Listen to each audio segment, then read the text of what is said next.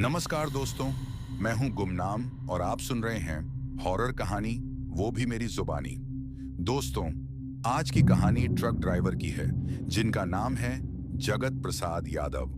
तो चलिए अब ये कहानी जगत प्रसाद यादव के नजरिए से सुनते हैं। लेकिन उससे पहले आप लोगों से एक शिकायत है। आप लोग कहानी पूरी सुनते हैं लेकिन लाइक नहीं करते। इस बार मैंने आप लोगों से बहुत उम्मीद लगाई है कि आप लोग इस वीडियो को लाइक भी करेंगे और चैनल को सब्सक्राइब करके अपना सपोर्ट भी जरूर दिखाएंगे। तो अब ज्यादा समय नहीं लेते, चलिए कहानी की शुरुआत करते हैं। मेरा नाम जगत प्रसाद यादव है। मैं बिहार का रहने वाला हूं और 80 के दौर से ट्रक चला रहा हूं। तब मोबाइल या लाइट वाली सड़कें नहीं होती थीं, सिर्फ अंधेरा, हवा और कभी-कभी दूर से कुत्तों के भौंकने की आवाज। उस रात मुझे गया से किशनगंज माल लेकर जाना था। रात के करीब 11 बजे ट्रक स्टार्ट किया। मौसम गर्म था, हवा भी रुकी रुकी चल रही थी। सड़क बिल्कुल खाली थी, कभी-कभी कोई बस दूर से झलक मार के चली जाती थी। 2 घंटे चलते चलते मैं बराचट्टी के जंगल के पास पहुंचा। ड्राइवर लोग कहते थे, भाई रात में वहां मत गुजरना, छलावा मिलता है। मैं हमेशा हंसा देता था, पर उस दिन दिल में थोड़ा अजीब सा डर था। टेप रिकॉर्डर में मुकेश का गाना चल रहा था, मैं पल दो पल का शायर हूं। तभी मैंने देखा एक आदमी रास्ते के बीच में खड़ा है, सफेद कुर्ता, नंगे पैर और हाथ में लैंटर्न। मैं ट्रक रोका। वो आदमी पास आया और बोला, भैया आज आगे मत जाइए, आज रात उस औरत का दिन है। उसकी आंखों में अजीब सी चमक थी, जैसे छुप के हंसी कर रहा हो। मैं बोला, अरे भाई, हम ड्राइवर लोग हैं, हर रात ऐसे रास्ते पे चलना हमारा काम है। वो कुछ नहीं बोला, बस हल्का सा मुस्कुराया और अंधेरे जंगल में घुस गया। मैं सोचा देखूं कहां गया। टॉर्च ली और नीचे उतरा, लेकिन जंगल में कोई नहीं था, सिर्फ हवा चल रही थी, पत्ते खटक रहे थे। और तभी मुझे लगा कोई मेरे ट्रक के पीछे चढ़ गया है। मैं ट्रक के पास खड़ा सोच ही रहा था कि हवा एकदम ठंडी हो गई। रात के उस वक्त, जून के महीने में ऐसी ठंडी हवा आनी ही नहीं चाहिए थी। मुझे लगा कुछ गड़बड़ है। मैं ट्रक के पास आया, दरवाजा खोला और सीट पर बैठ गया। जैसे ही इग्निशन लगाया, टेप रिकॉर्डर अपने आप चल गया। मैंने कहा था ना, आगे मत जाओ। मेरा हाथ एक पल के लिए जम गया। मैंने तुरंत टेप निकाला और देखा, भाई उसमें तो मुकेश के गाने ही थे। फिर ये आवाज आई कहां से? तभी आंखों के कोने से मैंने रियर मिरर में देखा, एक औरत ट्रक के पीछे बैठी थी। लंबे बाल, सफेद कपड़े और चेहरा एकदम धुंधला, जैसे पानी के ऊपर से देख रहे हूं। मैं पलट के देखा, कोई नहीं था।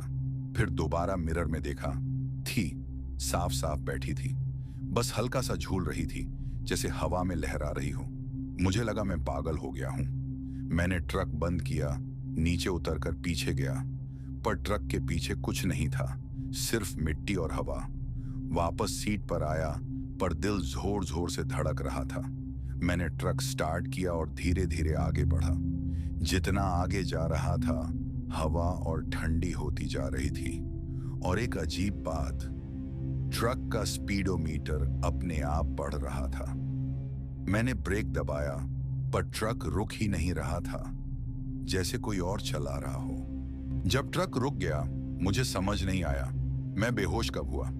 सुबह का सूरज थोड़ा निकला था, लेकिन हवा अभी भी ठंडी थी। मैं ट्रक के अंदर था, पर आसपास सब कुछ बदल गया था। रोड गायब थी, जंगल के बीच ट्रक खड़ा था, जैसे किसी ने हाथ से उठाकर यहां रख दिया हो। मैं नीचे उतरा और तब मैंने देखा वही आदमी जिसे मैंने कल रात देखा था, मरा हुआ पड़ा था।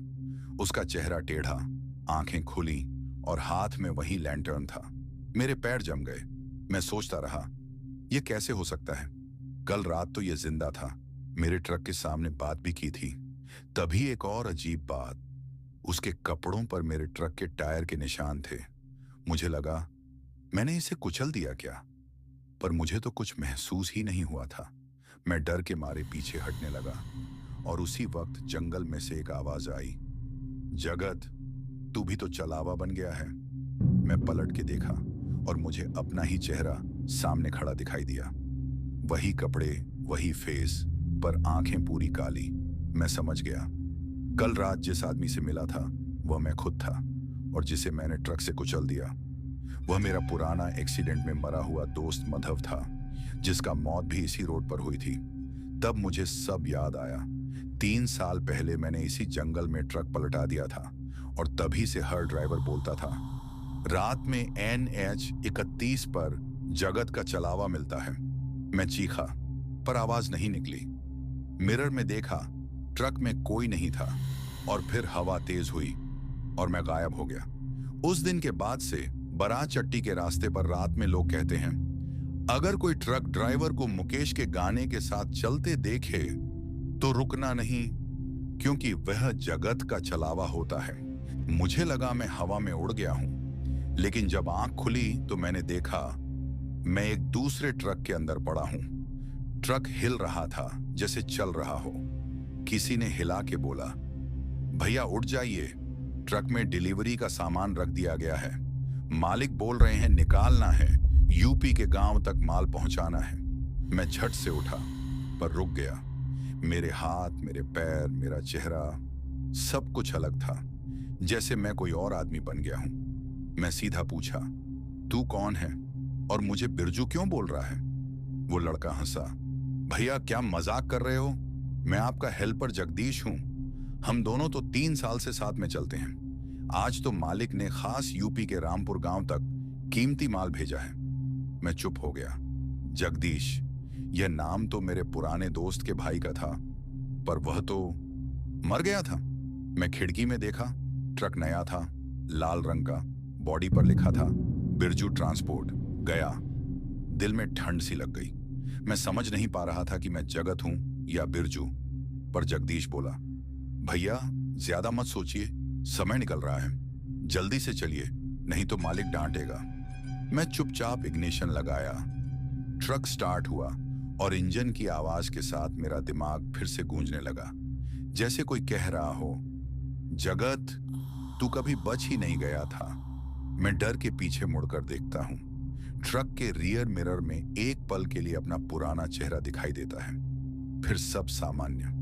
मैं सोचता हूं, क्या यह सपना है या कोई मुझे दोबारा जीने के लिए भेजा गया है? जगदीश बोला, भैया बोलो, किस रास्ते से चलें? NH 30-1 या पुराना जंगल वाला? जगदीश बोला, भैया NH 31 पर चेक पोस्ट लगा है, चलिए पुराने जंगल वाले रास्ते से निकलते हैं, वहां से सीधे रामपुर पहुंच जाएंगे। मैंने पहले मना किया, पर उसकी जिद देखकर हां बोल दिया। दिल में अजीब सी घबराहट थी, जैसे हवा में कुछ पुरानी यादें घूम रही हों। जंगल के रास्ते पर कदम रखा तो हवा एकदम ठंडी हो गई। ट्रक की लाइट पेड़ों के बीच पड़ रही थी और कभी कभी पत्तों के बीच से कोई चेहरा सा झलक मार जाता था। मैं स्टीयरिंग संभालते हुए बोला, यहां का रास्ता तो कुछ जाना पहचाना लग रहा है। जगदीश हंसा, अरे भैया आप भी ना, हम लोग यहां कितनी बार आए हैं। मैं कुछ नहीं बोला, पर दिल जोर जोर से धड़क रहा था। जैसे ही एक मोड़ पर ट्रक आगे बढ़ा, रियर मिरर में वही औरत नजर आई, सफेद साड़ी में, बाल खुले हुए और आंखें सीधे मुझे देख रही थी।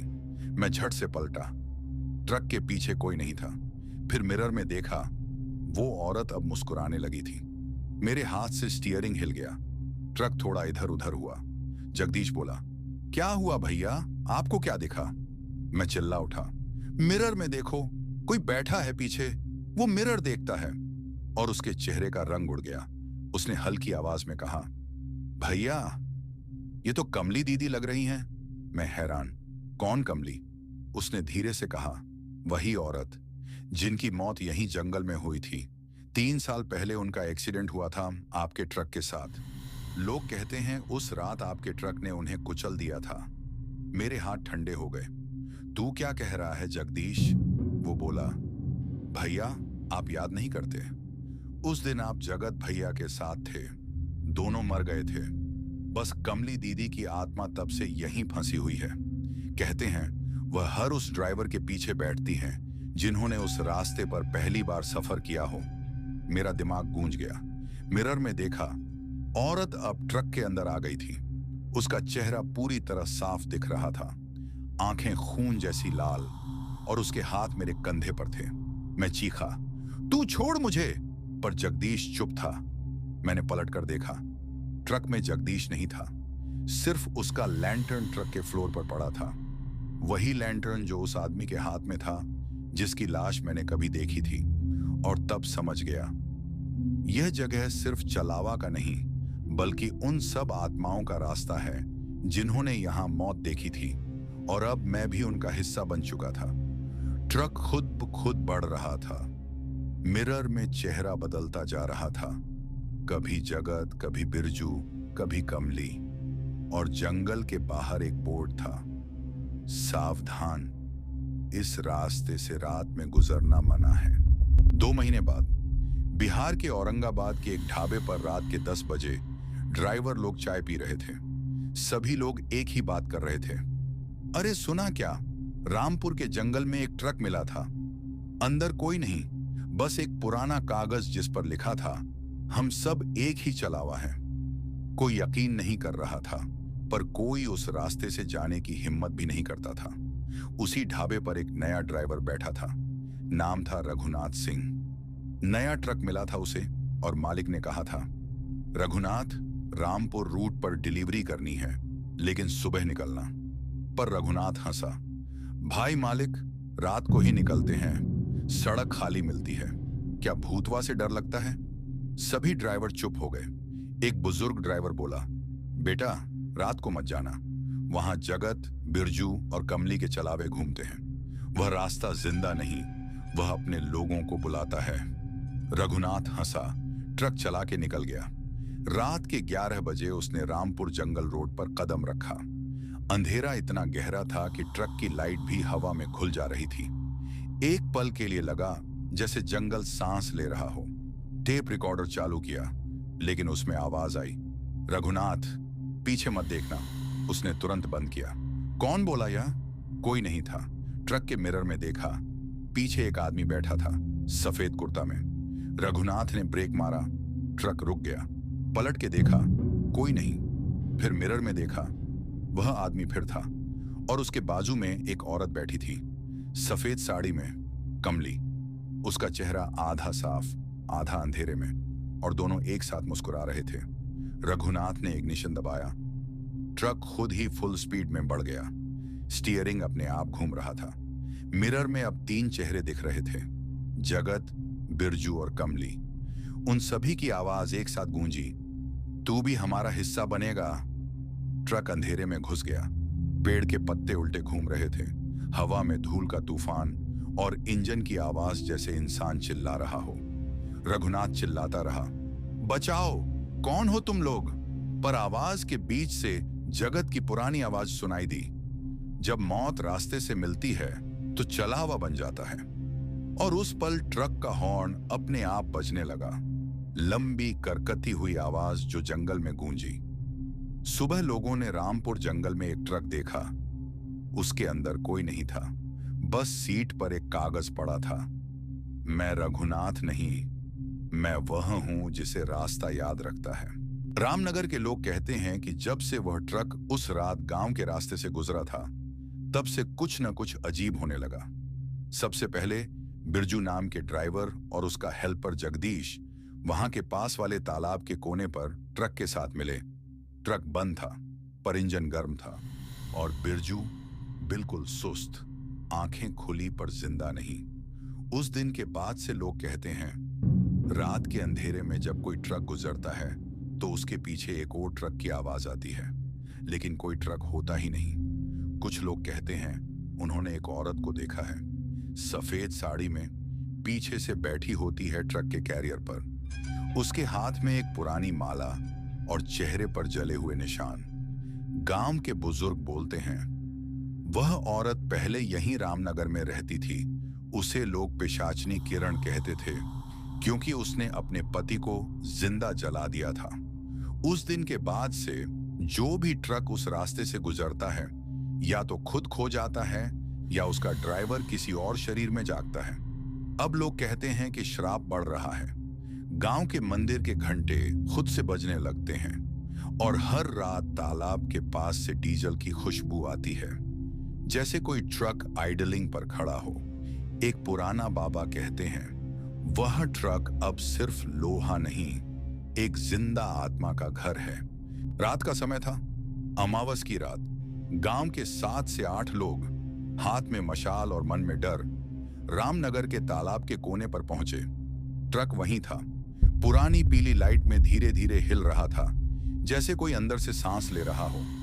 गांव के मुखिया ने बोला, आज हम इस ट्रक को जलाकर इस आत्मा को मुक्ति देंगे, वरना यह पूरा गांव खा जाएगा।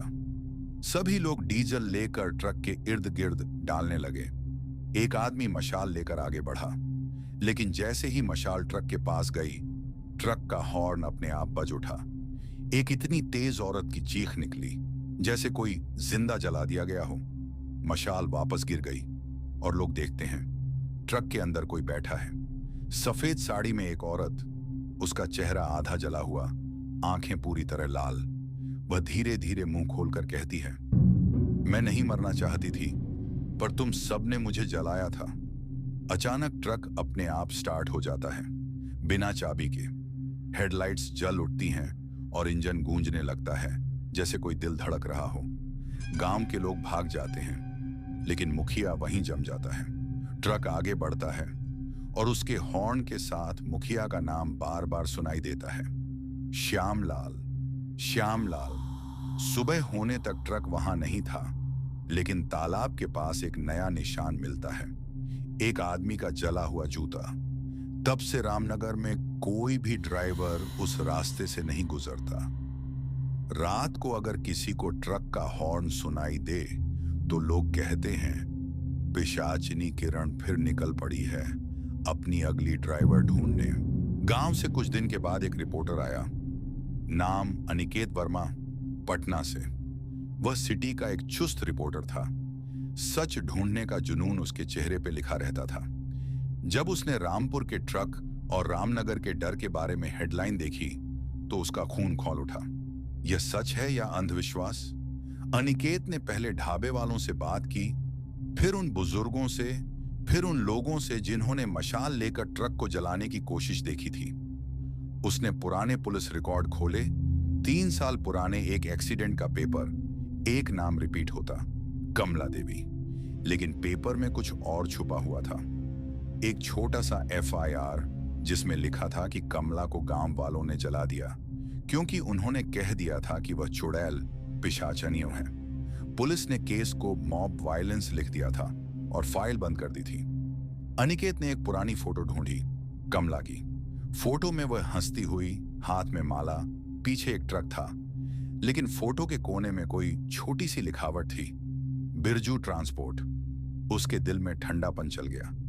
वह समझ गया कि सच और कहानी के बीच एक नदी बह रही थी, जिसे धीरे धीरे गांव ने मिट्टी में दफन कर दिया था। वही रात अनिकेत ने रामपुर के पास कैंप किया। उसने अपने रिकॉर्डर पे सब आवाजें रिकॉर्ड की, लोगों की बातें, हुस्ने कहानियां, और एक पुराना टेप जो किसी ड्राइवर के पास से मिला। उसमें मुकेश का गाना था और पीछे से एक आवाज, मैंने कहा था ना, आगे मत जाओ। अनिकेत आर्टिकल लिखने लगा। हेडलाइन हार्ड हिटिंग होगी, जलाई गई औरत, अब गांव को श्राप। उसने पुलिस को एक्सपोज करने का प्लान बनाया, विटनेस का इंटरव्यू शेड्यूल किया और अगले दिन सुबह वापस सिटी की तरफ निकल गया। वह आर्टिकल पब्लिश हुआ। सिटी वाले लोग शोर मचाने लगे। पुलिस को प्रॉब रिओपन करना पड़ा। चैनल्स ने अनिकेत को बुलाया और कुछ दिनों तक उसका नाम हीरो जैसा बन गया। उसने सोचा सच की जीत हो गई, पर फिर कुछ ऐसा हुआ जो उसने कभी सोचा भी नहीं था। 1 हफ्ते बाद उसके घर के दरवाजे पर एक छोटा पार्सल पड़ा, बिना किसी रिटर्न एड्रेस के। अंदर एक पुराना मेटेलिक लैंटर्न था, वही जैसा उसने रिकॉर्ड में देखा था। साथ में एक छोटा कागज, शुक्रिया, अब तुम भी हमारे साथ हो, कमली। अनिकेत ने हंसकर सोचा यह कोई अश्लील प्रैंक है। उसने लैंटर्न को शेल्फ पर रख दिया। रात को जब वह लैपटॉप पे नए मटेरियल को शिफ्ट कर रहा था, तो उसका रिकॉर्डर का प्लेबैक खुद से चल पड़ा, मुकेश का वही पुराना गाना। फिर उसने देखा कि उसकी डेस्क के ऊपर एक फोटो स्लिप चिपकी हुई है, रामपुर के तालाब के पास का वह पुराना बोर्ड, और उसकी अपनी फोटो उस तस्वीर में पीछे से दिख रही थी। जैसे उसने खुद ही वहीं रात खड़े होकर फोटो खिंचवाई हो। लेकिन अनिकेत को याद नहीं था कि उसने वहां रात में कोई सेल्फी ली थी। उसने अपने नोट्स चेक किए, कुछ इंटरव्यू टाइम स्टैम्प गायब थे। एक टेप फाइल में उसकी अपनी आवाज थी, पर वह आवाज कुछ और कह रही थी। मैं जानता था, मैं जानता था।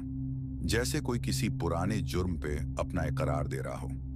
अनिकेत ने सोचा, यह सब स्ट्रेस है, पर इंसान जब हार जाता है तो छोटी चीजें बड़ा दिखने लगती हैं। उसने डिसाइड किया, वह फिर से रामपुर जाएगा और सब कुछ फाइनल कराएगा। इस बार उसके साथ 2 सीनियर रिपोर्टर भी गए, पर जब टीम रामपुर के ढाबे पर रुकी और गांव वालों से पूछताछ शुरू हुई, तो उन्होंने देखा कि गांव का माहौल खामोश है। मंदिर की घंटी खुद से बज रही थी। तालाब के किनारे पर एक पुराना ट्रक का टायर का निशान अब भी जमीन पर था। सीनियर रिपोर्टर ने अनिकेत से कहा, तुम ज्यादा रोज रोज आ रहे हो यहां, थोड़ा आराम करो। अनिकेत मुस्कुराकर बोला, बस एक फाइनल विटनेस। फिर गांव के मुखिया ने एक पुराना कागज निकाल कर दिया, वही कागज जो कुछ महीने पहले उस ट्रक की सीट पर पड़ा था। ऊपर लिखा था, हम सब एक ही चलावा हैं, और नीचे टूटी फूटी हैंडराइटिंग में एक नाम, अनिकेत वर्मा। अनिकेत का रंग उड़ गया। उसने कहा, यह मजाक है, यह लिखावट कौन? सब टीम मेंबर्स ने अपने पॉकेट्स चेक किए, पर किसी के पास भी कागज नहीं था, सिवाय अनिकेत के। रात के अंधेरे में जब टीम गांव से वापस निकल रही थी, अनिकेत ने रियरव्यू मिरर में कुछ देखा।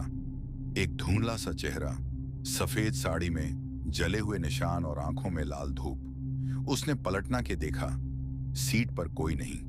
फिर उसने अपने हाथ देखे। उसके हाथ पर थोड़ा सा काला सा निशान था, जैसे किसी ने जलाया हो।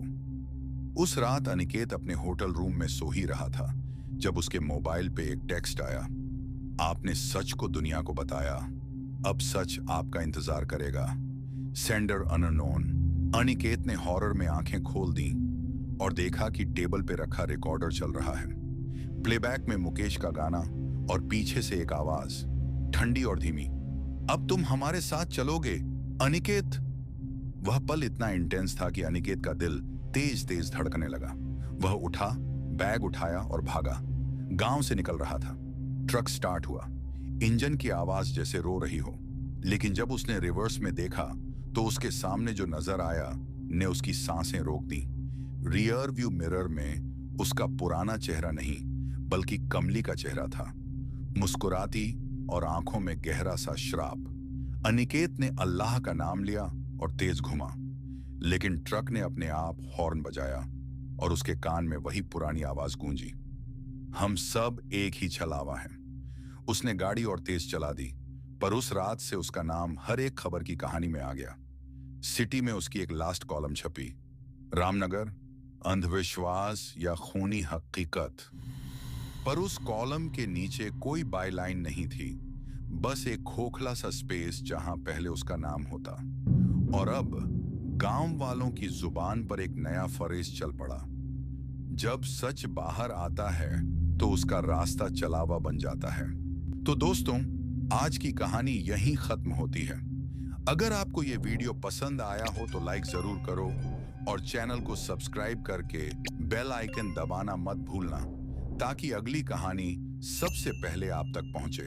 और हाँ, कमेंट में अपना नाम और लोकेशन जरूर लिख देना। मैं अगली वीडियो में कुछ लकी नामों का अनाउंसमेंट करूंगा। मिलते हैं अगले डरावने सफर में। तब तक सावधान रहो, रात में रियर व्यू मिरर में ध्यान से देखो और आगे मत जाओ।